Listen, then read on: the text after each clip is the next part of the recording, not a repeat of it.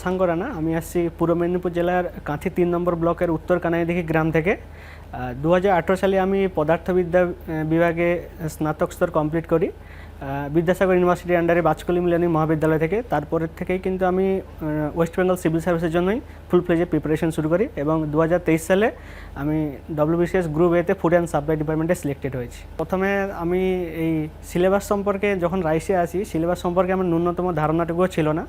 তা আমি একাডেমিক স্তরে পড়াশোনা করেছিলাম, কিন্তু আমার কম্পিটিটিভ এক্সামের সিলেবাস সম্পর্কে কোনো ধারণাই ছিল না। যখন এখানে ইনস্টিটিউশনে ভর্তি হই, তারপর ধীরে ধীরে এখানকার স্টাডি ম্যাটেরিয়ালগুলো পড়তে শুরু করি এবং সিলেবাস সম্পর্কে জানতে শুরু করি।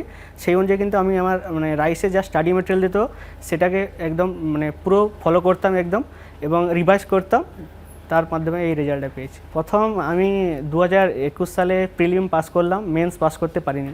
22 সালে প্রিলিমিনারি মেন্স পাস করলাম, তারপর ফাইনালি মেরিট লিস্টে জায়গা পাইনি। কিন্তু যখন 2023-এ ফাইনালি সিলেক্টেড হলাম, আমি খুবই খুশি হয়েছিলাম।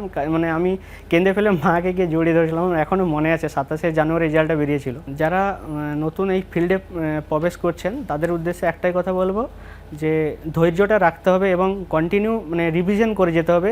কোথাও আত্মবিশ্বাসটা খুবই দরকার, আর ধৈর্যটা থাকলে কিন্তু অবশ্যই সফল হওয়া যাবে।